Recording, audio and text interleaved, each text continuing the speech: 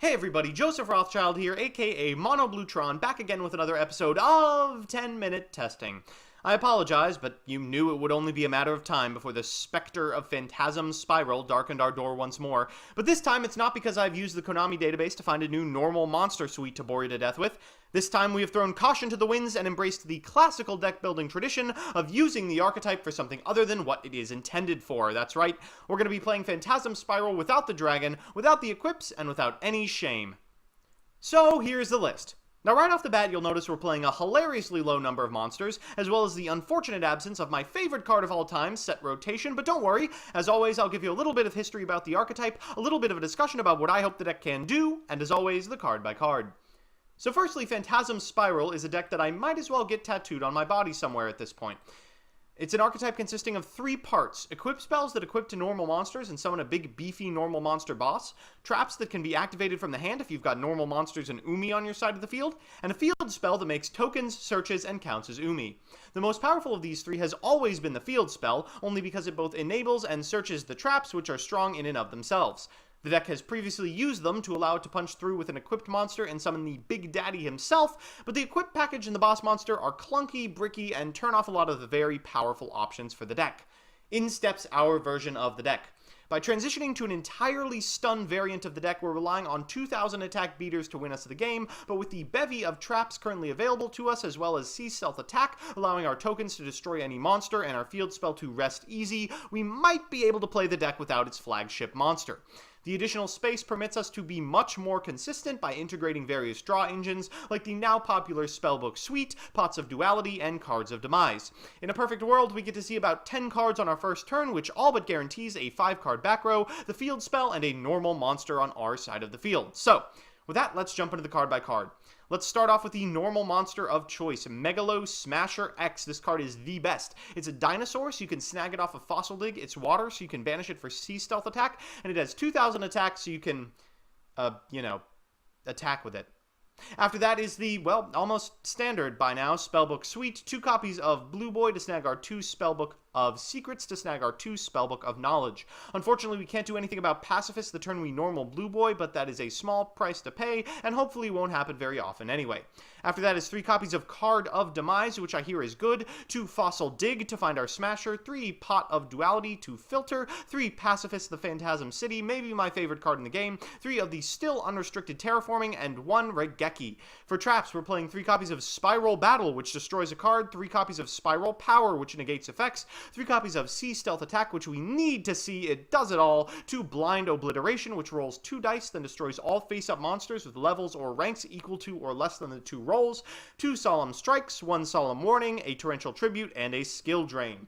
In the extra, we have a bunch of cards that, they honestly don't matter at all. 1 copy of Abyss Dweller, a Castel, both Gagagas, 3 Utopias, Direwolf, Heartland Draco, Xyz, Dagron, Tomato, a Decode Talker, 2 Link Spiders, and a Proxy Dragon. So with that, let's jump into the games.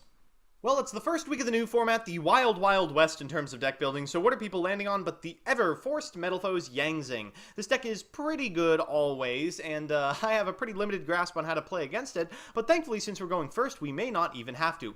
We'll start by activating the Spellbook of Secrets to get ourselves a Blue Boy, normal summoning the Blue Boy for our Spellbook of Knowledge, then using the Terraforming to get an Umi so we don't draw into it, we draw into a copy of Power and a Megalo Smasher X. Afterwards we're going to Duality into a Card of Demise, but since we don't want to discard this Megalo Smasher, I'll just go ahead and pass it back with 3 set. Our opponent's going to activate Silver. That's going to trigger our copy of Pacifist and get us a battle to hand. Afterwards, they're going to use Silver to destroy their Chewin, set a card. I figure they probably have another Metalfoes, and I would very much like to negate the effect of this Jintao, get a couple of Yangzing as I can't otherwise deal with into the graveyard, and he'll pass it back. We get to normal summon our Megalo Smasher X, which gets us another copy of Battle. We have another copy of Power set, so we'll activate it on attack. In order to destroy Jintao, he goes into BN, and I figure I guess I'll chew through some of the Yangzing line. He ends on Zephyr Nui. I'll destroy that. He gets a Yangzing Path, yada yada yada. I'm not particularly scared about that. I'll end with a Card of Demise and a Pot of Duality, which allows us to set a Torrential, a Sea Stealth Attack, and another copy of Card of Demise for our next turn. Our opponent's going to draw. We'll activate Sea Stealth Attack and swap out our Umis. They're going to use Yangzing Path, which is not great for us, but not terrible either. Then they will immediately play Metalfoes Steelrun. I figure I might as well destroy it, try and get all the 8s out of their deck, because I know that's usually what they shave down on. This combination is going to get the second Steelrun, then they will make a big Pendulum Summon, which you shouldn't do after your opponent fires off a card of Demise because they almost certainly have a Solemn. I'm going to go ahead and send 5 cards to the graveyard. What a fantastic plus. Afterwards, we're going to attack for 4,000 points of damage, and remember we have this card of Demise set, so I am more than happy to set this skill drain and draw into 2 copies of Megalosmatcher, which is one of the worst things we could have drawn, but a couple of traps means that it's still probably okay. We'll destroy this 8 to force him to use this Metal Foes combination on the Silvered so that he can't use it to destroy a Yangzing, which he did in fact draw. He'll go ahead and Pendulum Summon out a Steelin and a Chewin. Then he'll go ahead and destroy the Steelin for a copy of Metal Foes Fusion and a, what is this, Sunai? Sunai is going to suicide into the Megalosmasher X for a copy of Zephyrnui, I think hoping that it will save him, but unfortunately for him, I am playing an extra deck and I get to Utopia the Lightning over his 0 attack monster for lethal. So one of the benefits of removing set rotation is we no longer brick into extra copies of Terraforming we can't activate in the late game. One of the negatives is that we occasionally find ourselves in positions like this where we don't have access to the field spell.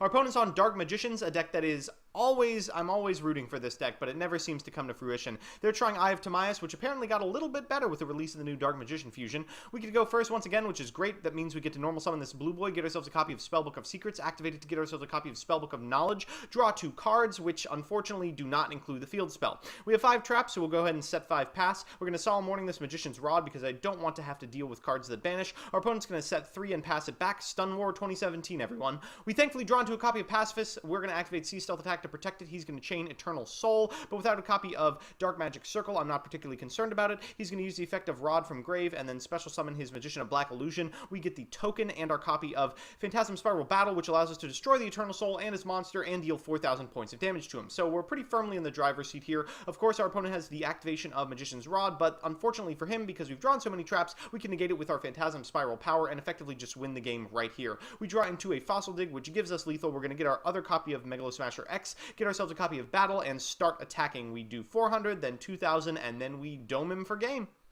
Our last match is going to be up against what looks to be the litmus test of the new format, Pendulum Magicians. It's certainly not as dominant as Zoo, but after last week's showing at UDE, it looks like it is probably the best deck in the format. Unfortunately, we have once again not drawn our field spell. We do have a copy of Spellbook Magician of Prophecy, so maybe he will find it.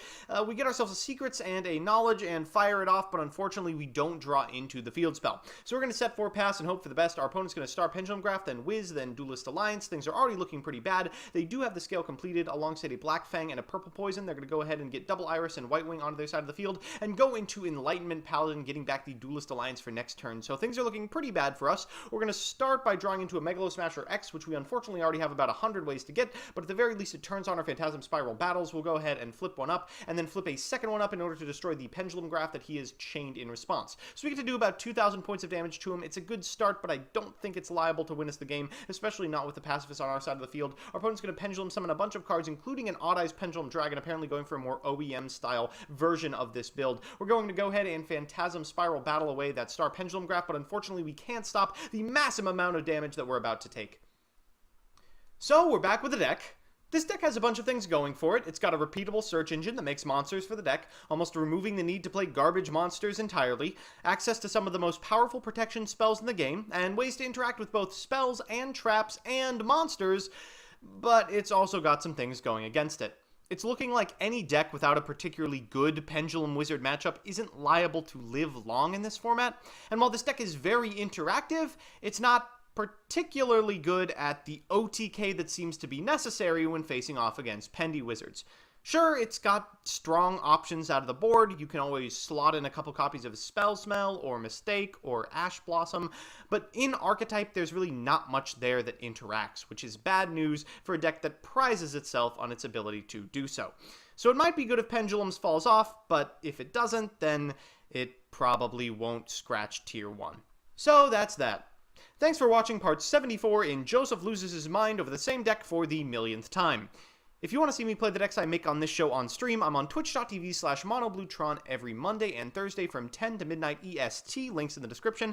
And if you have an idea for a deck or archetype you want to see me play on a future episode of this show, let me know in the comments section and I'll do my best to check it out. Otherwise, I'll see you Tuesday.